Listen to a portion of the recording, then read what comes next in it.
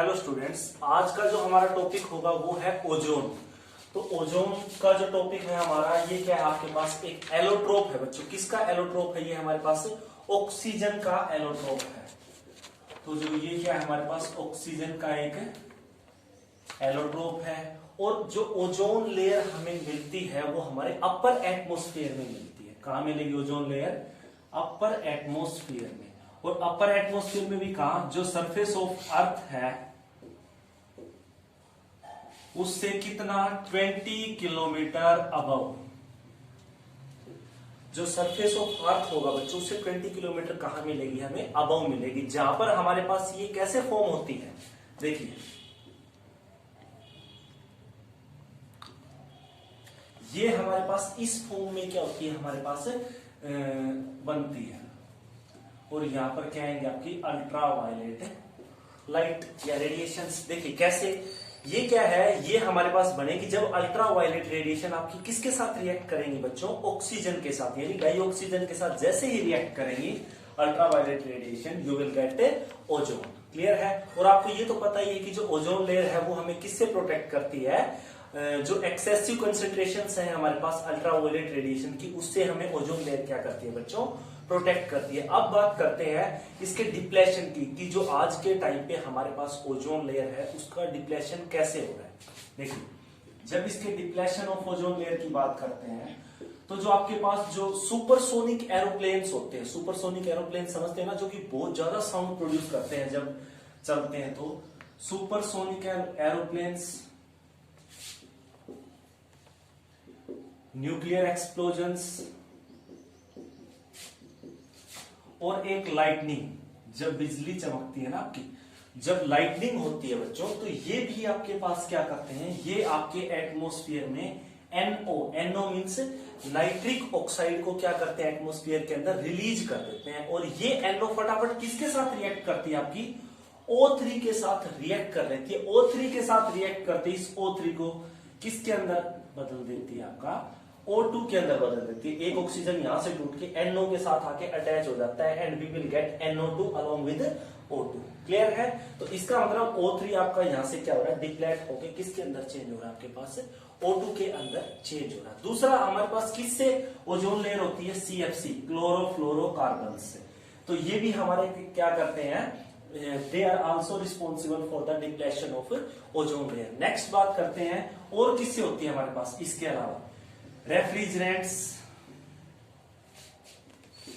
Like freons, जो क्या है CF2, Cl2, ये भी आपके पास क्या करते हैं, ओजोन लेयर को डिप्लेक्ट करते हैं हमारे पास। क्लियर है?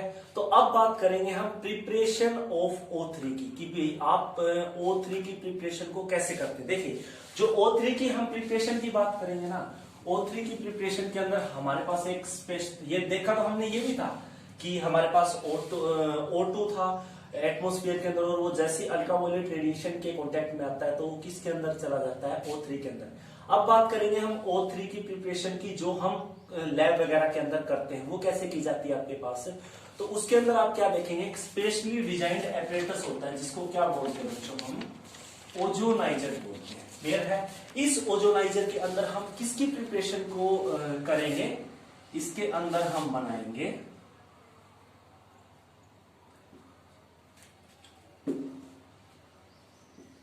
ओजोन को। देखिए यहां से, लेकिन इसके अंदर पास क्या करेंगे? Silent electric discharge.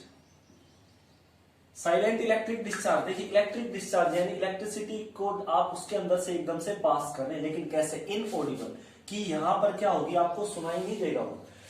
वैसे तो इलेक्ट्रिक डिस्चार्ज जब होता है आपको पता लग जाता है, लेकिन आप क्या करेंगे? साइलेंट इलेक्ट्रिक डिस्चार्ज करेंगे। और उसके अंदर क्या होगा आपके पास? साइलेंट इलेक्ट्रिक डिस्चार्ज के अंदर हाई वोल्टेज आप अप्लाई करते हैं, और यहां पर क्या होती है, large amount of energy consume होती है बच्चों। तो कंज्यूम होने का मीनिंग क्या हुआ हमारे पास? जैसे कंज्यूम होती है ये, तो कंज्यूम होने का मीनिंग है हमारे पास कि यहां पर delta H note of reaction जो है वो क्या होगी? Positive. That means endothermic reaction. तो ये हमारे पास कौन सी रिएक्शन होगी? एंडोथर्मिक हमारे पास ये रिएक्शन होगी। क्लियर है? तो हम यहां से साइलेंट इलेक्ट्रिक डिस्चार्ज क्यों प्रोड्यूस करते, कई बार ये भी पूछा जाता है कि why you are using a silent electric discharge for the preparation of ozone. हम इसलिए कर रहे हैं बच्चों ताकि ये इस O2 को डीकम्पोज ना कर दे। डीकम्पोज का मीनिंग इसको अलग अलग ऑक्सीजन के एटम्स में ना तोड़ दे। That's why we are using silent electric discharge. Clear है? तो ये था। अगर हमें कंसेंट्रेशन ऑफ ओजोन जो है वो मान लीजिए बहुत ज्यादा चाहिए है भाई, मोर देन 10% अगर हमें ओजोन चाहिए है, तो हम वहां पर जो ओजोनाइजर्स हैं इनकी एक बैटरी बना दी जाती है। क्लियर है? तो उन बैटरियों को क्या करते हैं, आपस में कनेक्ट करके फिर हम यहां से ओजोन को गेट करते हैं। क्लियर? अब बात करते हैं स्ट्रक्चर। जो स्ट्रक्चर की बात करेंगे हम ओजोन के, बच्चों देखिए जो स्ट्रक्चर ऑफ ओजोन होगा उस ये हमने 11th क्लास में देखा हुआ है हमारे पास। तो ये होती है हमारे पास, ये हमारे पास ओजोन की स्ट्रक्चर होती है, या आप इसका क्या कर सकते हैं, रेजोनेटिंग स्ट्रक्चर भी लिख सकते हैं। ये इसका रेजोनेटिंग स्ट्रक्चर होगा आपके पास। तो क्या है हमारे पास, यहां जो ऑक्सीजन है आपके पास क्या है, ये ऑक्सीजन आपका सेंट्रल ऑक्सीजन एटम जो आपका sp2 हाइब्रिडाइज मिलता है, जो कि क्या कंटेन करता है, it contains a single lone pair of electron. ये देख लीजिए एक ही लोन पेयर है ना, तो ये आपका sp2 हाइब्रिडाइज होता है। क्लियर है?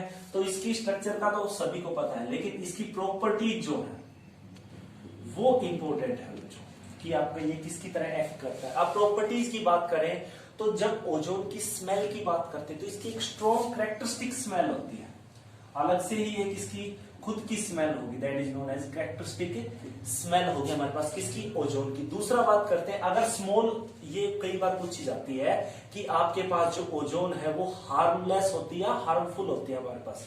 तो अगर बच्चों आपके पास ओजोन क्या है, if it is present in less concentration, अगर ये लेस कंसेंट्रेशन में आपके पास, तो क्या है ये हार्मलेस है। लेस कंसेंट्रेशन की बात करें, लेकिन अगर इसकी कंसेंट्रेशन आपके पास क्या होगी, राइज, बढ़ गई अबव 100 ppm, यानी 100 पार्ट्स पर मिलियन, 100 पार्ट्स पर मिलियन से अबव होगी इसकी कंसेंट्रेशन, तो हमारे पास क्या हो जाएगा, ये जो ओजोन है ये अब हमें क्या कर देगी, ब्रीथिंग के अंदर दिक्कत कर देगी बच्चों। क्लियर है? तो breathing becomes uncomfortable, becomes uncomfortable, जिससे कि क्या हो जाएगा, हेडेक, सरदर्द होने लग जाएगा, नोजिया, हेडेक, नोजिया। इसका मीनिंग क्या है, जी मिचलाना, भाई आप कंफर्टेबल फील नहीं कर रहे। क्लियर है? तो ये इसकी क्या थी कैरेक्टरिस्टिक। नेक्स्ट कैरेक्टरिस्टिक की बात करते हैं, जो नेक्स्ट कैरेक्टरिस्टिक उसके अंदर क्या है, जो आपके पास डाई ऑक्सीजन थी ना बच्चों, वो क्या होती है, पैरामैग्नेटिक होती है। हमने डाई ऑक्सीजन के टॉपिक के अंदर भी देखा है कि डाई ऑक्सीजन क्या होगी, पैरामैग्नेटिक। लेकिन बच्चों जो आपके पास ट्राई ऑक्सीजन होती है दैट विल बी डायामैग्नेटिक। तो डायामैग्नेटिक क्यों, क्योंकि इसके अंदर सारे इलेक्ट्रॉन्स क्या मिलेंगे आपको O3 के अंदर, पेयर्ड में मिलेंगे, लेकिन यहाँ क्या मिलेंगे आपको O2 के अंदर अनपेयर्ड इलेक्ट्रॉन्स भी मिलेंगे आपको। क्लियर है? नेक्स्ट बात करते हैं कि जो आपके पास ऑक्सीजन है that will act as oxidising और रिड्यूसिंग एजेंट। तो बच्चों जो आपके पास ऑक्सीजन है ये आपका सॉरी ओजोन है, ओजोन की बात कर रहे हैं ना, तो ओजोन जो है आपका पावरफुल ऑक्सीडाइजिंग एजेंट है।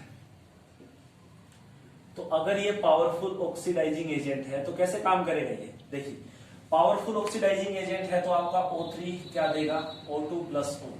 ये जो आपके पास नेसेंट ऑक्सीजन आया है ये बहुत ज्यादा क्या होगा आपके पास, रिएक्टिव होगा। अगर ये रिएक्टिव होगा तो अगले को, इसके सामने जो भी आएगा ये फटाफट अगले को क्या कर देगा, दैट विल ऑक्सीडाइज। भाई ये अगले को फटाफट क्या करके रख देगा, ऑक्सीडाइज करके रख देगा। और हाँ ये क्या है आपके पास, सेकंड मोस्ट पावरफुल क्या है, ऑक्सीडाइजिंग एजेंट। फर्स्ट कौन सा है आपका, F2 फ्लोरीन, ये आपका फर्स्ट है, और जो सेकंड होगा वो आपके पास क्या होगा बच्चों, ओजोन होगा। क्लियर है? तो जो एटॉमिक ऑक्सीजन यहां से ये बाहर निकला है ना, नेसेंट ऑक्सीजन या एटॉमिक ऑक्सीजन भी बोल सकते हैं क्योंकि एक ही एटम ऑक्सीजन का, तो ये जो यहां से निकला है इट ब्रिंग्स अबाउट ऑक्सीडेशन, ये क्या करता है आपका, ऑक्सीडेशन को कैरी करता है। क्लियर है? तो अब बात करते हैं इसके अंदर एक और बात आती है इसकी प्रॉपर्टीज के अंदर की जो टेलिंग ऑफ मरकरी है। टेलिंग ऑफ मरकरी क्या होता है बच्चों? Telling of Hg, Hg means mercury होगा आपके पास। देखिए जब भी Hg को क्या करवाया जाता है, ओजोन के साथ ट्रीट करवाया जाता है, तो हमें क्या मिलता है? Mercurous oxide. ये हमें मर्क्यूरस ऑक्साइड मिलता है अलोंग विद O2। क्लियर है? तो अब इसके अंदर ऐसा क्या हो गया है कि यहां तो मरकरी था, यहां मर्क्यूरस ऑक्साइड बन चुका आपका। तो इसके अंदर अब ऐसा क्या हो रहा है कि हम इसको क्या कह रहे हैं? Telling of mercury. देखिए जो ये मर्क्यूरस ऑक्साइड है ये क्या करता है? ये इस मरकरी के अंदर डिजोल्व हो जाता है, जो हमने स्टार्टिंग में ले रखा है। ठीक है, तो इस मरकरी के अंदर अगर ये डिजोल्व हो जाएगा तो ये क्या कर देगा? अपने मेनिस्कस को लूज कर देगा। मेनिस्कस तो पता है ना, जैसे मान लीजिए थर्मोमीटर के अंदर जो मरकरी होता है या तो ऐसे या फिर आपके पास क्या होगा? ऐसे। ठीक है, ये इसी को मेनिस्कस बोलते हैं, चाहे अपर मेनिस्कस हो चाहे लोअर मेनिस्कस हो। तो ये क्या कर देगा? अपना मेनिस्कस लूज कर देगा। और दूसरा, it starts sticking to surface of glass. भाई पहले तो क्या था आपका? जो सरफेस ऑफ ग्लास था, थर्मोमीटर का जो ग्लास था, उसके साथ मरकरी चिपक नहीं रहा था, लेकिन अब ये क्या करना स्टार्ट कर देगा? It will start sticking to the surface of glass. Clear है? तो इसी को क्या कहते हैं हम? Tailing of mercury. कि जब आपका मरकरी ओजोन के साथ रिएक्ट करेगा, it will form mercurous oxide along with oxygen. यही जो मर्क्यूरस ऑक्साइड है आपका, ये मरकरी के अंदर डिजोल्व होने के बाद क्या कर देगा? अपने मेनिस्कस को लूज कर देगा और फिर ये क्या करना स्टार्ट कर देगा? It start sticking to the surface of glass. This process is known as tailing of mercury. Clear है बच्चों? तो अब आपके पास इसके क्या बचते हैं? सिर्फ यूजेज बचते हैं। क्या कह रहा हूं मैं? इसके जो यूजेज हैं, देखिए यूजेज के अंदर क्या होगा? हमारे पास ये किसकी तरह काम करता है? जर्मिसाइड की तरह काम करेगा, डिसइंफेक्टेंट की तरह काम करेगा, या वाटर को स्टेरलाइज करने के लिए काम करेगा। जर्मिसाइड, डिसइंफेक्टेंट, ये सारे क्या है? इसके यूजेज होते हैं हमारे पास। क्लियर है? दूसरा क्या यूज होगा हमारे पास? दूसरा इसका यूज होगा बच्चों की ब्लीचिंग में भी काम आता है हमारे पास। कि भाई जो O3 है इसका कैसा एक्शन होता है? ब्लीचिंग एक्शन होता है। मान लीजिए आपके पास कोई वेजिटेबल कलरिंग मैटर है,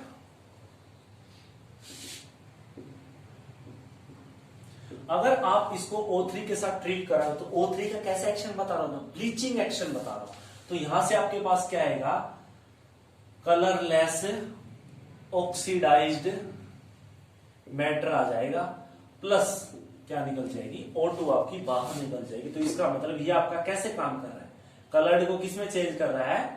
कलरलेस में। तो ये क्या आपका ब्लीचिंग एजेंट की तरह भी क्या करेगा? एक्ट करेगा बच्चों। ठीक है, और दूसरा क्या है? हमने देख ही रखा है कि ये आपका किसकी तरह काम करेगा? It acts as oxidising agent in manufacture of potassium permanganate. KMnO4 के अंदर भी क्या होता है? ये यूज होता है। और हमारे पास जो ब्लीचिंग ऑयल्स हैं, स्टार्च वगैरह है, फ्लोर वगैरह है, इन सभी को बनाने के लिए भी हम किसका यूज करते हैं बच्चों? O3 ओजोन का यूज करते हैं। क्लियर है? तो ये हमारे पास क्या है? सारी ओजोन की प्रॉपर्टीज भी आ चुकी, इसकी स्ट्रक्चर भी आ चुकी है हमारे पास। हमने इसकी प्रिपरेशन भी कर ली है, और उसके अंदर जो एक इंपोर्टेंट था हमारे पास, टेलिंग ऑफ मरकरी भी आ चुका है। तो इससे जो नेक्स्ट टॉपिक होगा हमारे पास, सल्फर की जो एलोट्रोपिक फॉर्म्स हैं उनको स्टडी करेंगे हम, वो हम नेक्स्ट लेक्चर में करेंगे। थैंक यू बच्चों।